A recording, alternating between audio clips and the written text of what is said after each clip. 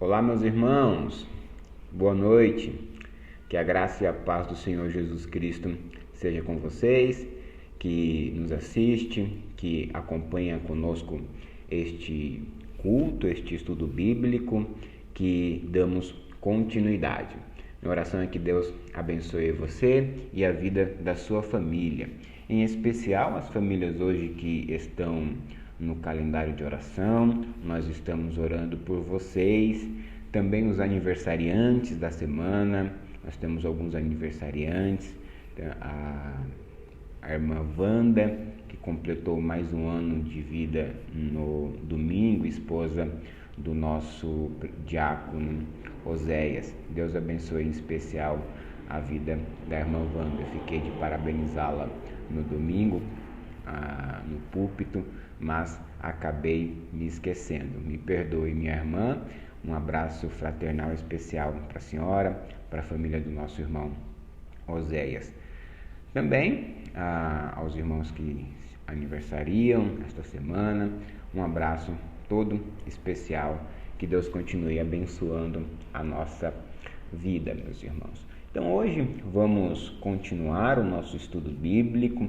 Nós tomaremos um trecho das Escrituras que está no Salmo de número 33, os versículos 10 e 11.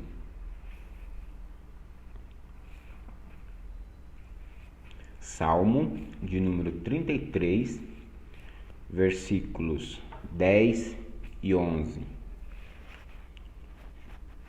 Vou colocar meu óculos aqui porque sem ele eu não enxergo. Diz assim: O Senhor frustra os desígnios das nações e anula os intentos dos povos. O conselho do Senhor dura para sempre, os desígnios do seu coração por todas as gerações. Oremos, irmãos. Senhor, Tu és um Deus todo-poderoso, Criador e sustentador de todas as coisas. É a este Deus que nós adoramos, é a este Deus que nós servimos. Agora, Pai, em especial, rogamos ao Senhor que ilumine a nossa mente neste estudo, para que conheçamos a verdade. A Tua palavra é a verdade, Cristo Jesus é a verdade.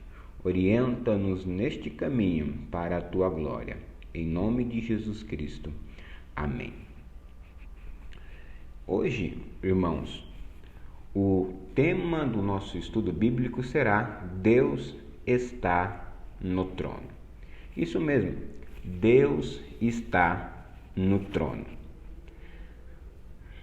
Titãs é uma banda de pop rock nacional, muito conhecida inclusive, e ela tem uma música chamada Epitáfio. Não sei quantos dos irmãos conhecem essa música.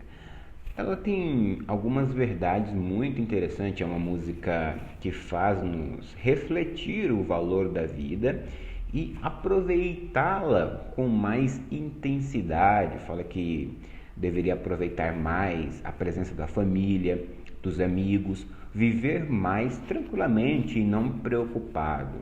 Então, é uma música que realmente traz algumas verdades com as quais nós compartilhamos. Todavia, o trecho, o refrão desta música, ela diz algo interessante, mais ou menos assim, que o acaso vai nos proteger, né? Ela diz: o acaso vai me proteger. Bom, é sim uma música muito conhecida, mas nós, enquanto cristãos, não podemos compartilhar com esta ideia de modo nenhum. O acaso não nos protege. Quem nos protege é Deus. Nós não estamos ao léu, né? Nosso destino não é um destino traçado ou um destino, como eu posso dizer, que não é decretado. Nós não estamos à mercê, à sorte do destino.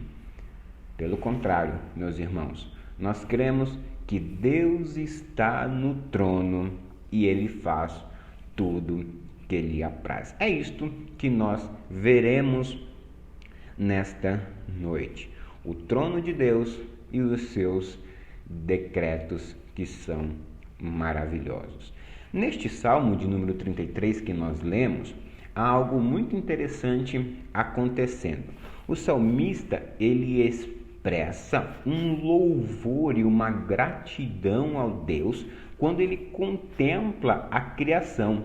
Ele olha para os céus e vê que as palavras de Deus formaram os céus. Ele olha para o mar e vê o mar fixado nos lugares, de modo que ele não passa, ele tem que ficar até onde Deus determina. Ele olha para tudo isso, para as estrelas, e vê a maravilhosa criação de Deus. Parafraseando outro salmo que diz que os céus testemunham a glória de Deus. Neste salmo, então, Davi está, por assim, extasiado, admirado da criação, da glória de Deus na criação.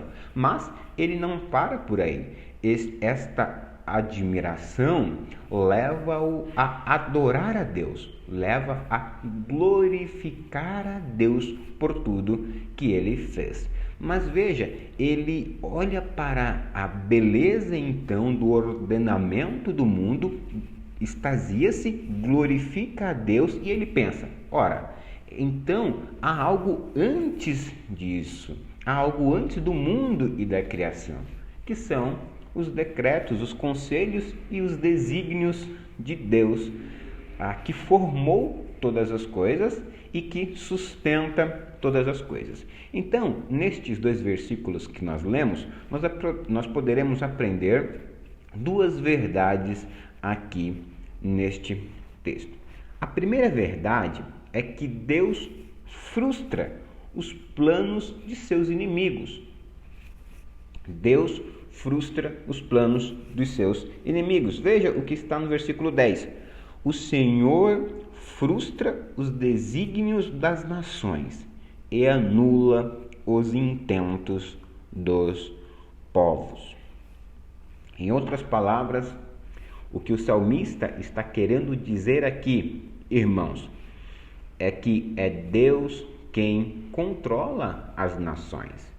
Os intentos, os projetos dos reis e dos governantes estão sob o decreto de um Deus Todo-Poderoso. Veja o que está escrito em Provérbios capítulo 21 e o versículo 1.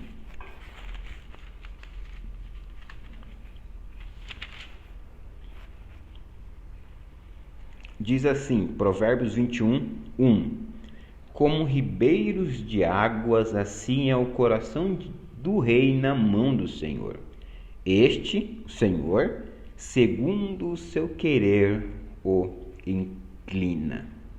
O provérbio, queridos irmãos, está dizendo que é interessante que o Senhor governa os planos. Ele reordena o coração dos poderosos, dos reis, para fazer conforme a vontade de Deus.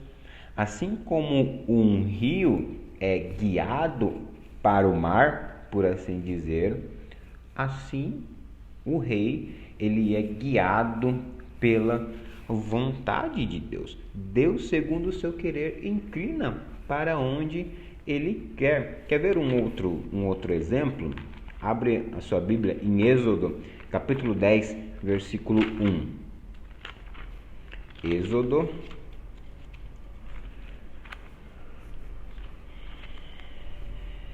capítulo 10,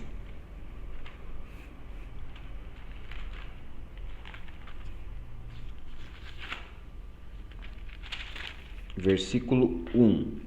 Diz assim: Disse o Senhor a Moisés: Vai ter com Faraó, porque lhe endureci o coração e o coração de seus oficiais, para que eu faça estes meus sinais no meio deles.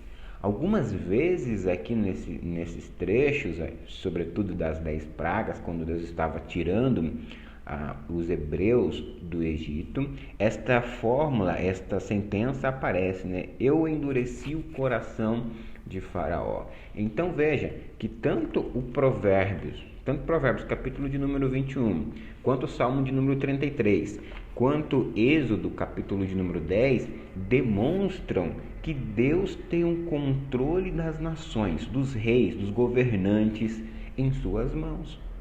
Ou seja, em outras palavras, meus irmãos, o trono da terra está no céu. O Senhor tem cada um deles em sua poderosa mão. Deus governa tudo e todas as coisas. Deus mostra isso na vida do próprio Faraó, na vida dos reis, na vida dos nossos governantes. Então, nós muitas das vezes, de fato, ficamos preocupados com o andar do mundo, com o andar das coisas, né?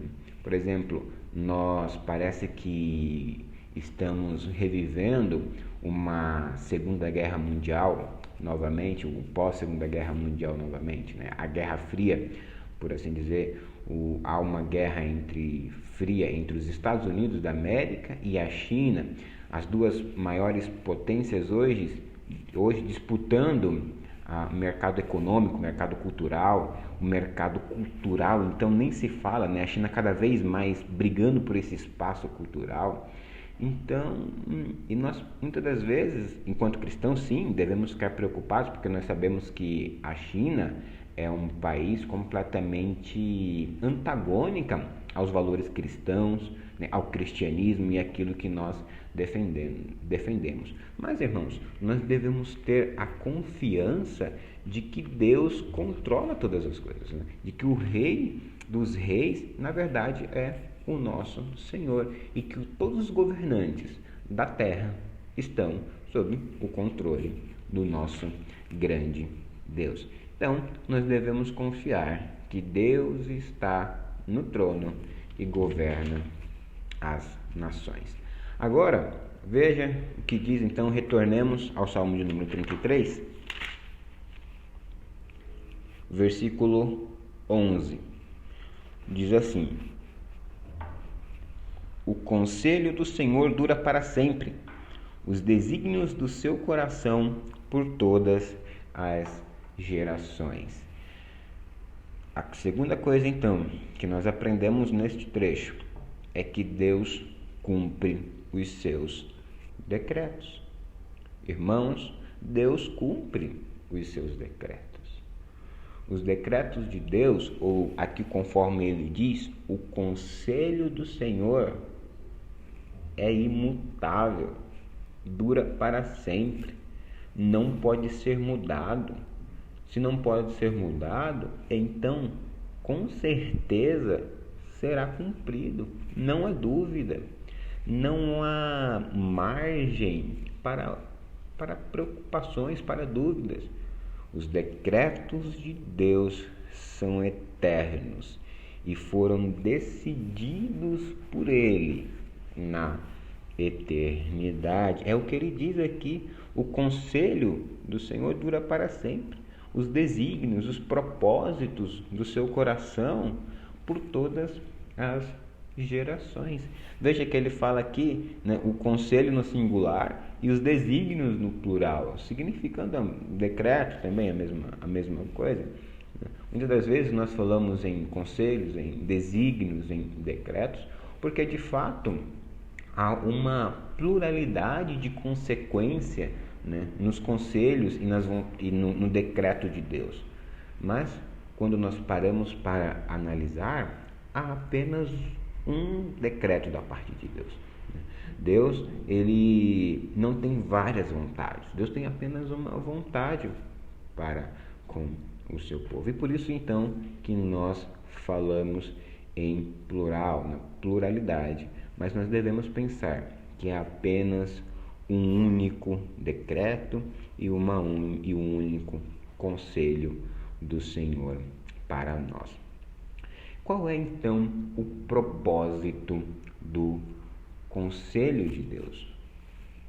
O propósito, querido irmão, é a sua própria glória, em primeiro lugar. É a própria glória de Deus. E por meio da manifestação da glória de Deus, o bem daquele que ele escolheu para consigo. Há então um conselho, um decreto da parte de Deus, que visa a sua glória, que visa o bem daqueles que ele escolheu. E quem são esses? Ora, os anjos, os homens, são feituras especiais do seu decreto, do decreto de Deus. Como então Deus age neste conselho, neste desígnio? Vejamos agora Efésios capítulo 2. Vai nos ajudar a entender como este desígnio, como Deus executa este desígnio. Ou como é, melhor dizendo, né?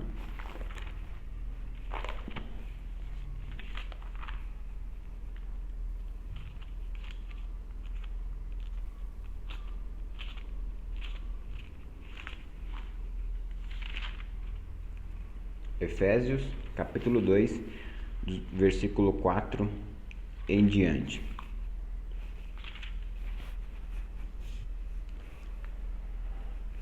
Diz assim: Mas Deus, sendo rico em misericórdia, por causa do grande amor com que nos amou, e, estando nós mortos em nossos delitos, nos deu vida juntamente com Cristo.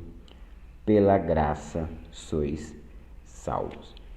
Esse aqui dizendo da graça da salvação, né? Mas antes eu devo ter um pouco me confundido, porque é o capítulo 1 primeiro, depois nós vamos ao capítulo 2. Mas veja então o capítulo 1, volte uma página aí da sua Bíblia, o capítulo 1 e o versículo 4.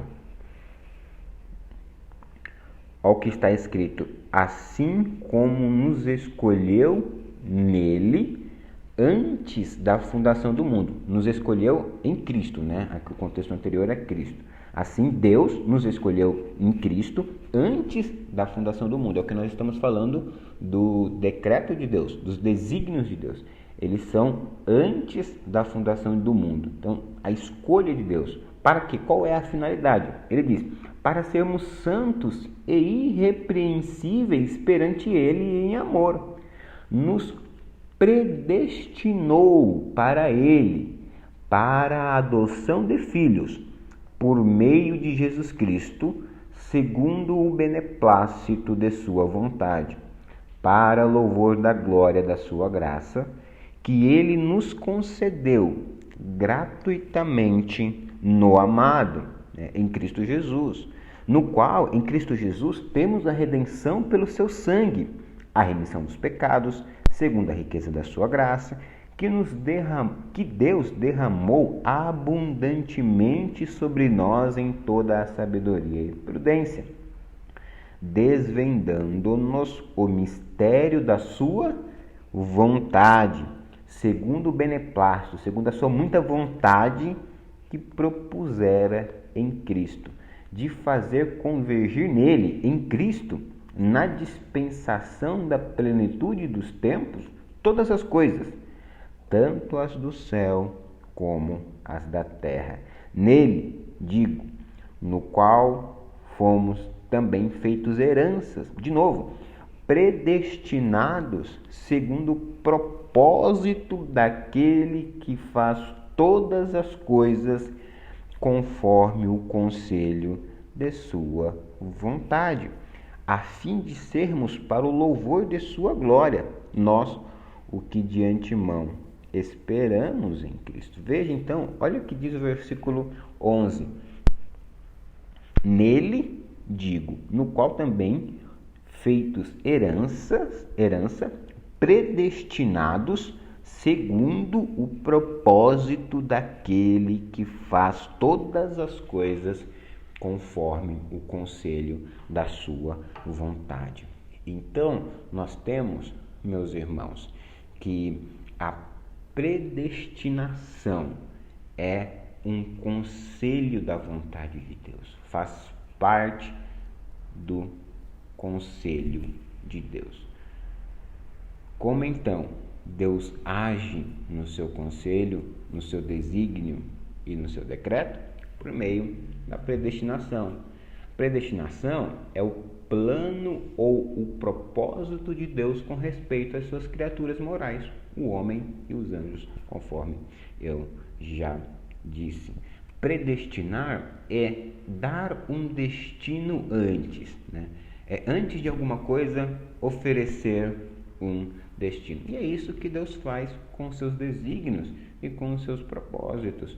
Ele dá um destino anteriormente. Veja então que nós estamos falando do decreto de Deus, nós estamos falando da predestinação, que a predestinação é abarcada pelo decreto de Deus, né? E como resultado da predestinação nós temos a própria eleição, né? E a reprovação. É o que ele diz aqui neste texto também, né?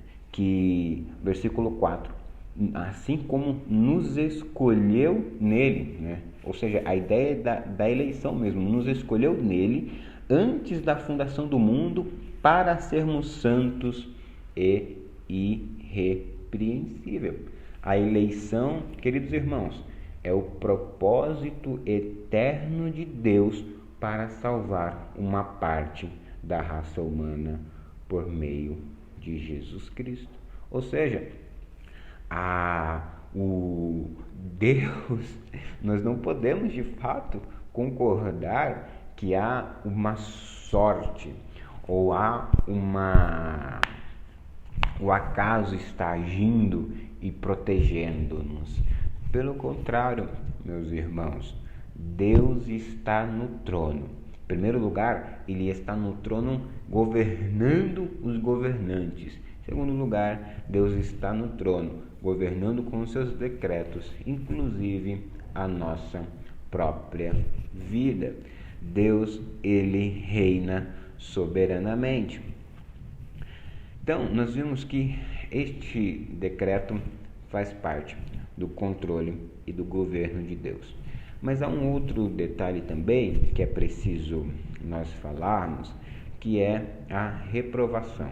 Então, nós temos a eleição e nós temos a reprovação.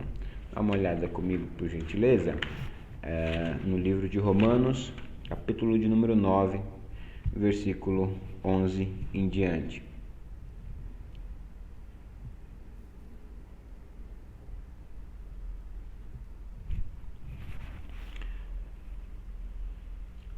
Diz assim: e ainda não eram os gêmeos nascidos, nem tinham praticado o bem ou o mal, para que o propósito de Deus, quanto à eleição, prevalecesse, não por obras, mas por aquele que chama. Já fora dito a ela: o mais velho será servo do mais novo, como está escrito: amei Jacó, porém me aborreci de Esaú. Nós temos aqui, queridos irmãos, o aspecto da eleição de Jacó, mas nós temos também o aspecto da reprovação de Esaú. Ora, a eleição é Deus salvando pela graça a Jacó. A reprovação é Deus ignorando ou rejeitando, aborrecendo a Esaú. Então, na reprovação, nós temos que alguns seres humanos, quanto à operação da graça de Deus, simplesmente serão punidos pelos seus próprios pecados. Então, isso de fato é algo que muitas das vezes nós não conseguimos compreender e entender com perfeição, correto? Mas nós temos que ter a confiança de que Deus Deus é justo, de que Deus ele sabe o que faz. Embora então nós não conheçamos a vontade de Deus, a vontade de Deus dos decretos de Deus, nós conhecemos a vontade revelada apenas nas Escrituras, nós devemos confiar que Ele é um Deus justo. Veja o que diz ainda no versículo 14, daqui de Romanos 9. Que diremos, pois? Há injustiça da parte de Deus? Ou seja, porque Deus escolhe alguns, elege alguns para a salvação e reprova outros? O apóstolo Paulo responde: de modo nenhum. Deus seria justo em condenar todos ao castigo eterno, visto que todos pecaram. Ele tem o comando, né? Ele é o oleiro e a nossa atitude deve ser uma atitude de gratidão, porque fomos escolhidos por meio da sua graça.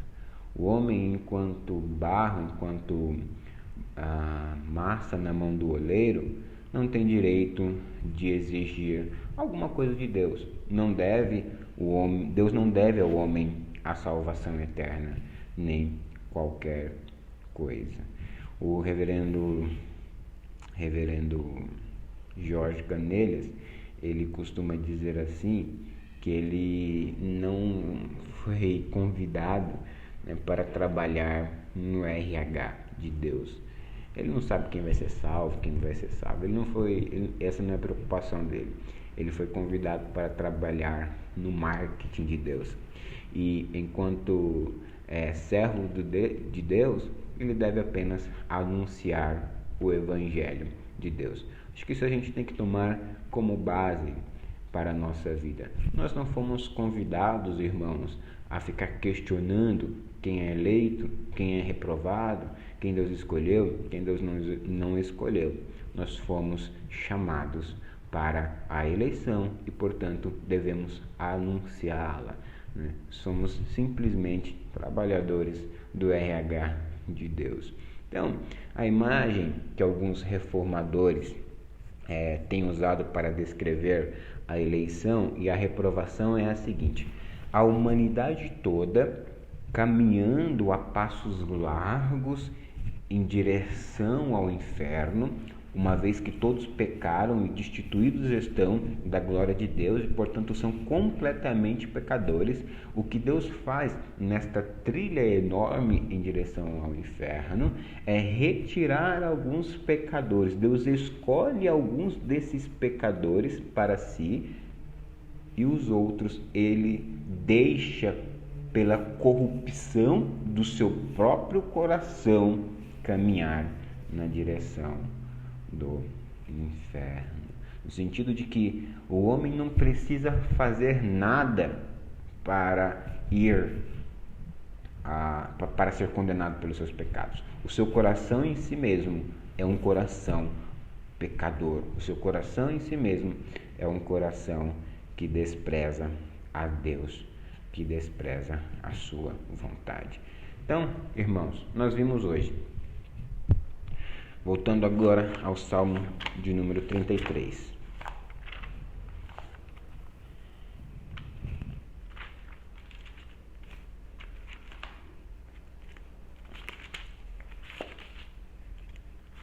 Versículo 11. O conselho do Senhor, isto é, a vontade do Senhor, dura para sempre, é eterna. Os desígnios do seu coração por todas as gerações. Amados irmãos, este deve ser o nosso consolo e a nossa esperança. Por fim, eu quero dar uma olhadinha aqui com os irmãos no Salmo 119.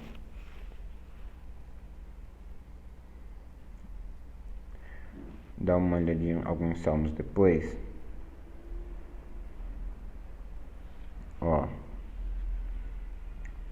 O que cabe a nós, no versículo 8 do Salmo 119.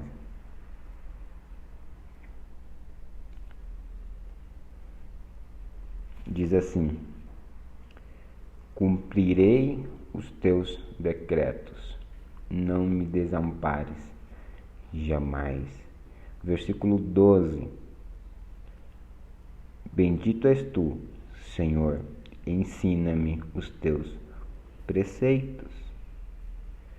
Irmãos, esta sim deve ser a nossa disposição para com os decretos, o conselho de Deus. Cumprirei os teus decretos, não me desampare jamais. Davi tinha confiança de que Deus estava no controle e que ele iria cumprir os decretos de Deus, porque ele amava a Deus.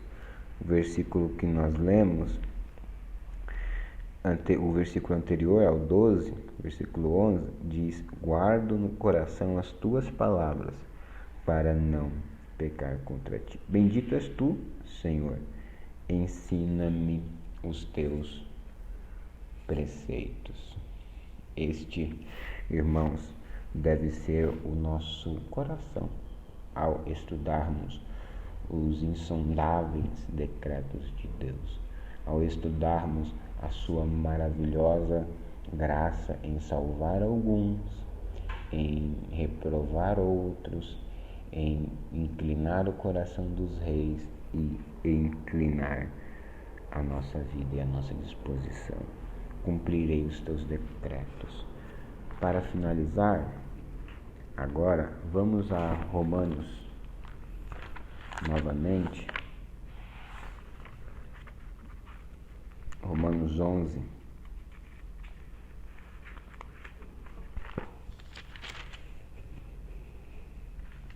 Você conhece muito este versículo, é hino, em que frequentemente cantamos, mas é importante no nosso estudo. Diz assim: aqui nós temos então Paulo falando dos decretos de Deus, conforme nós já vimos no capítulo 9, mas ele vai expandindo isso. A soberania de Deus na salvação, a soberania de Deus ao escolher um povo, ao reprovar alguns. E aqui ele termina toda esta parte doutrinária com essa expressão de louvor a Deus. Ó profundidade da riqueza, versículo 33, Romanos 11, 33. Ó profundidade da riqueza, tanto da sabedoria como do conhecimento de Deus. Quão insondáveis são os seus juízos, e quão inescrutáveis os seus caminhos. Quem, pois, conheceu a mente do Senhor? Ou quem foi o seu conselheiro? Ou quem primeiro deu a ele para que lhe venha a ser restituído? Porque dele, e por meio dele, e para ele são todas as coisas. A ele, pois, a glória eternamente. Amém. Todas as coisas, irmãos, são através do nosso Deus. Por meio dele, para ele, são todas as coisas. A salvação é obra da graça de Deus. O estudo de hoje, então, deve capacitá-lo a ver Deus no trono, a capacitar você a enxergar que é um pecador, salvo pela graça, conforme nós vimos em Efésios capítulo 2. Não é mediante pelas obras, é pela graça. Saiba que você está nas mãos de Deus. Deus nos concedeu a salvação, o bem mais precioso que podemos ter. Que dirá então das outras coisas que nós precisamos? De fato, muitas das vezes nós nos preocupamos com o que havemos de comer, com o que havemos de vestir, com os nossos estudos, com as preocupações da educação dos nossos filhos, do nosso futuro. Nós preocupamos porque estamos passando por um momento muito difícil em nossa nação, economicamente falando. Tudo isso ronda o nosso coração, pode nos preocupar demasiadamente. mas enquanto cristãos, nós devemos confessar essas preocupações ao nosso Deus e saber que Deus está no trono, que Deus está governando. A sua vida, querido irmão, está no controle de Deus. Todas as coisas, quer boas ou quer as ruins, estão no controle do Deus Todo-Poderoso. Deus está agindo, Deus está trabalhando. Deus não está no céu simplesmente tranquilo, de boa, tirando um soninho, não. Deus está agindo e Ele está no seu trono, governando todas as coisas. Um coração alegre é igual ao salmista, que olha para os decretos de Deus e diz: eu cumprirei, ó Pai, os teus decretos. Oremos assim agora, meus irmãos, neste espírito de adoração a Deus, porque Ele cumpre os seus decretos. Ele não nos deixará sozinho. Ele não nos deixará à mercê. Não nos deixará sem o seu auxílio, sem a sua ajuda para a nossa situação. Oremos então. Bendito Deus, obrigado por mais um estudo da Tua Palavra nesta noite, em especial porque aprendemos hoje o Teu conselho, a Tua vontade e a nossa submissão, ó Pai, a Tua eleição, a Tua predestinação, ao fato de o Senhor ter nos escolhidos antes da fundação do mundo para fazermos a Tua vontade, para sermos santos, para sermos irrepreensíveis, para então vivermos uma vida para o Senhor. Deus, ajude-nos na compreensão desta doutrina, a entender, ó Pai, e a submeter em fé ao Teu agir em nossa vida. Mais uma vez, ó Pai, agradecemos ao Senhor pela Tua bondade, pela Tua beneplácita vontade derramada em nossos corações. Senhor, eu oro também pela vida dos meus irmãos que estão acompanhando, estão assistindo, estão cultuando ao Senhor neste estudo bíblico. Senhor, a minha oração é para que a Tua vontade seja realizada na vida dos meus irmãos. Senhor, faça-os conformar à Tua vontade. Deus, faça-os ver que qualquer que seja a situação, o Senhor está no controle. Esta pandemia está no controle do Senhor, que dirá então estas pequenas coisas das nossas vidas que muitas das vezes se agigantam e nos preocupam. Pai, oramos em nome de Jesus Cristo, para que o Senhor nos dê esta certeza e alegria de que o Senhor tem o controle de todas as coisas, nada lhe foge à sua poderosa mão. Oramos em nome de Jesus Cristo. Amém. Amém, meus irmãos. Deus continue abençoando a sua vida. Foi um prazer tê-lo aqui neste estudo bíblico. Que nós possamos nos ver no domingo pela manhã, no culto ao nosso Deus, se você não tem nenhuma restrição. Uma boa noite de descanso, uma boa sexta-feira. Deus abençoe você e um abraço fraternal.